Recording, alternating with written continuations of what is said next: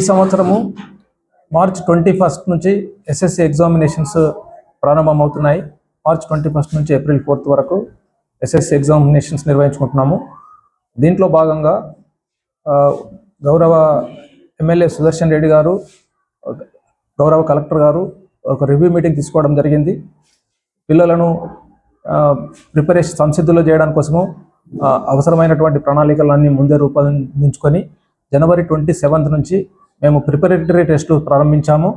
2 grand టెస్టులు conduct చేసుకున్నాము, already complete అయిపోయినాయి. 2 ప్రీ ఫైనల్ టెస్టులు కండక్ట్ చేసుకోబోతున్నాం. ఈ విధంగా 4 టెస్టుల లోపల 4 టెస్టులను రాయడం వలన పిల్లలకు పర్ఫెక్షన్ అనేటటువంటిది వస్తుంటుంది. ఆల్మోస్ట్ ఆల్ 100% పిల్లలు అందరూ, ఏ పిల్లవాడు కూడా ఫెయిల్ కావద్దనే ఉద్దేశంతో పిల్లలందరికీ కూడా చక్కటి ప్రాక్టీస్ పేపర్స్ అనేటటువంటి మనం కండక్ట్ చేసినాము, ఇంకా చేసుకోబోతున్నాం. కాబట్టి ఈ సంవత్సరం మంచి ఫలితాలను సాధిస్తామని ఆశిస్తున్నాము. గతంలో కూడా సుమారు 93% డిస్ట్రిక్ట్ యావరేజ్ వచ్చింది. ఈ సంవత్సరము 100% రిజల్ట్స్ రావాలనే ఉద్దేశంతో మేము ప్రయత్నం చేస్తున్నాము. ఈ గ్రాండ్ టెస్ట్లో వచ్చినటువంటి ఫలితాలతోని, హెడ్ మాస్టర్ గ్రాండ్ టెస్ట్ 1లో వచ్చినటువంటి ఫలితాలతోని కలెక్టర్ ఆఫీస్ లోపల ఒకసారి గౌరవ కలెక్టర్ గారు అందరి హెడ్ మాస్టర్లతో రివ్యూ మీటింగ్ కూడా తీసుకోవడం జరిగింది. గౌరవ కలెక్టర్ గారు కూడా మంచి సజెషన్స్ ఇచ్చి ఈ సంవత్సరం 100% ఫలితాలు రావడం కోసము అవసరమైనటువంటి ప్రణాళికలతో ముందుకెళ్తున్నాం.